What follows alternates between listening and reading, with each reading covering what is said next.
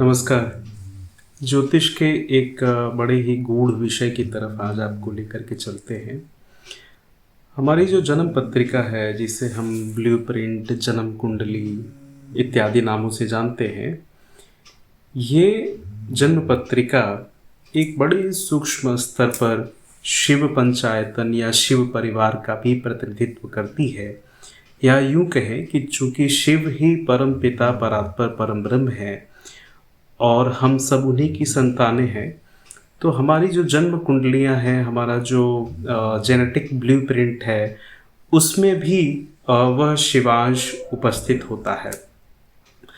शिव परिवार के जितने भी सदस्य हैं, स्वयं शिव, उनका वाहन नंदी, उनके पुत्र गणेश, गणेश का वाहन चूहा, उनकी पत्नियां रिद्धि सिद्धि, भगवान शिव की पत्नी जगदम्बा आदि जननी, ये सब की जन्म पत्रिकाओं में उपस्थिति है सूक्ष्म रूप में। एक गुरु कृपा प्राप्त दैवज्ञ उनको पहचानता है और जानता है। और अगर हम सब उस चीज़ को, उस तत्व को जान पाएँ, तो हम भी उससे लाभान्वित होंगे और दूसरों के भी जीवन को सुंदर बनाने का हम प्रयास कर सकेंगे। आज हम जन्म पत्रिका में नंदी तत्व कहाँ पर उपस्थित होता है, इस पर चर्चा करेंगे। या नंदी तत्व कहिए या जन्म कुंडली का नंदी भाव कह लीजिए, वो कहाँ उपस्थित है, इसके बारे में बात करेंगे। सर्वप्रथम तो हम नंदी के बारे में जानने की कोशिश करते हैं। उनके बारे में सब जानते हैं, सब उनके दर्शन करते हैं। उनके कान में अपनी अभिलाषाएं कहने का, अपने मनोरथ कहने का एक प्रचलन भी रहा है अपने भारतवर्ष में। देखिए, नंदी जो है ये कैलाश के द्वारपाल कहे गए हैं। जन्म पत्रिका में 3 भाव कैलाश भाव हैं। उन भावों का खुलना ये नंदी की कृपा पर निर्भर करता है। नंदी जो है उनके जन्म की कथा कुछ यूँ है कि एक ऋषि थे जिनका नाम था शिलाद ऋषि। उन्होंने भगवान शिव से प्रार्थना की थी कि आप हमारे घर में पुत्र के रूप में जन्म लीजिए। समयांतर से कुछ समय के बाद शिलाद ऋषि को नंदी बतौर पुत्र प्राप्त हुए, जो स्वयं भगवान शिव ही हैं। इसलिए उनका एक नाम शिलादी नंदन भी है। सुयशा इनकी पत्नी थी भगवान नंदिकेश्वर की। तो नंदीश्वर की पत्नी सुयशा के नाम के कारण इनका कहीं कहीं नाम सुयशा नाथ भी ऐसा मिलता है। ऐसा माना जाता है कि भगवान नंदीश्वर शैव मत के बड़े शुरुआती आचार्यों में से एक रहे हैं। और शैव संप्रदाय में एक नंदीश्वर संप्रदाय, इस नाम से संप्रदाय भी चला। और भगवान नंदी के 8 प्रमुख शिष्य हुए उस समय पर। और उन 8 शिष्यों को पृथ्वी पर 8 दिशाओं में शैव धर्म के प्रचार प्रसार के लिए भेजा गया था। और इनके शिष्यों की जो सूची है ये बहुत महत्वपूर्ण है। भगवान नंदी क्या स्थान रखते हैं दर्शन में, पुराणों में, हमारे वेदों में, तंत्र आगम में, ये इनके शिष्यों की सूची से समझा जा सकता है। सनक, सनातन, सनंदन, सनत कुमार, स्वयं भगवान पतंजलि, व्याघ्रपाद और शिव मुनि, ये सब भगवान नंदीश्वर के शिष्य रहे हैं। आप कल्पना कर सकते हैं कि भगवान नंदीश्वर की शैव दर्शन में क्या भूमिका और क्या स्थिति है।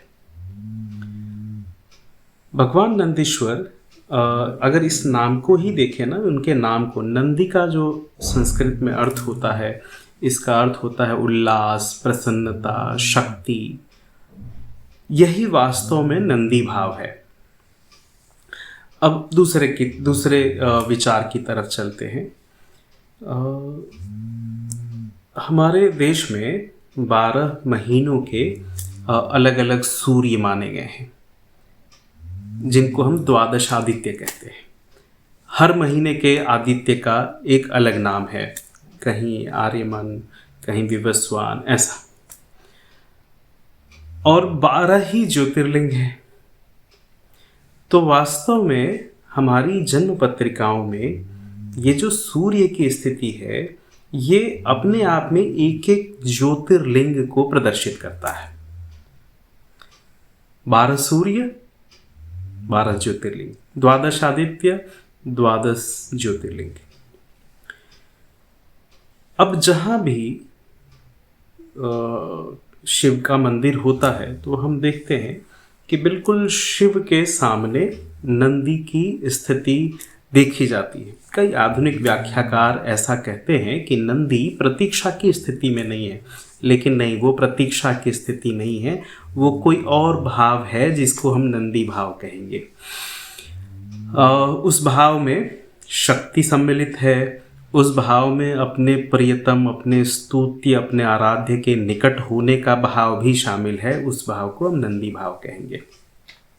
अब देखें कि नंदी भाव क्या हुआ जन्म पत्रिका में।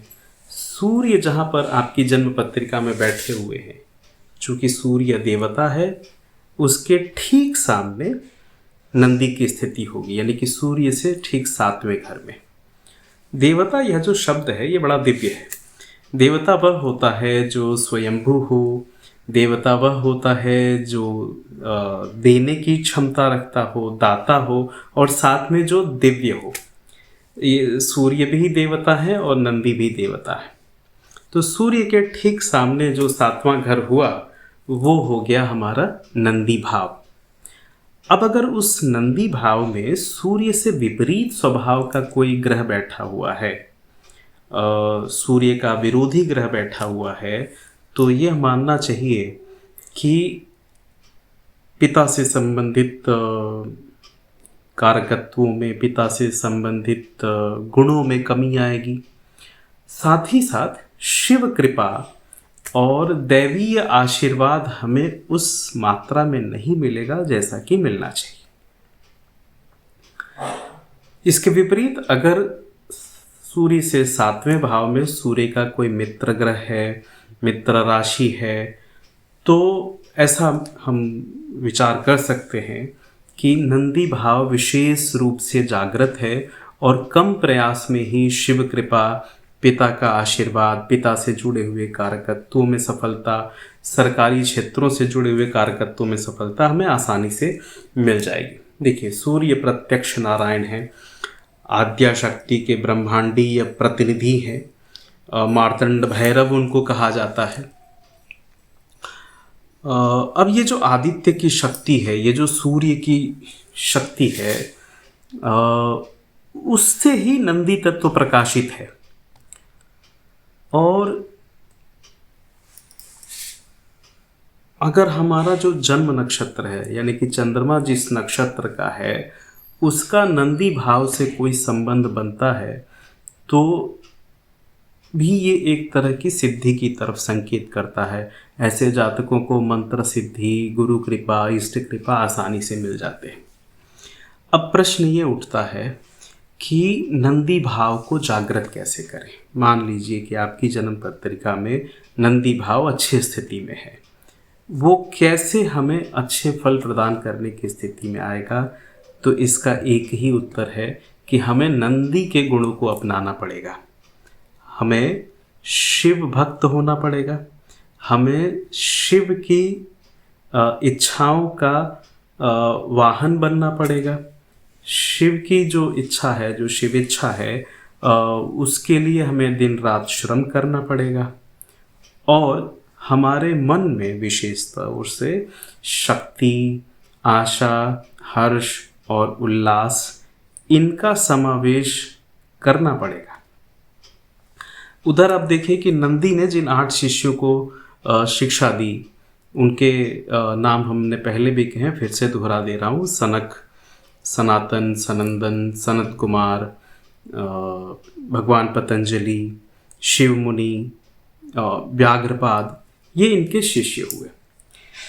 इन 8 शिष्यों के जो लक्षण हैं वो दरअसल अष्टांग योग के 8 अलग अलग पहलुओं को दर्शाते हैं। यानी कि अगर हम योग को, दर्शन को और प्रसन्नता को और शक्ति को अपने जीवन में उतारते हैं तो हमारा नंदी भाव जागृत होता है, हमें पितरों का आशीर्वाद मिलता है, हमें शिव का आशीर्वाद मिलता है।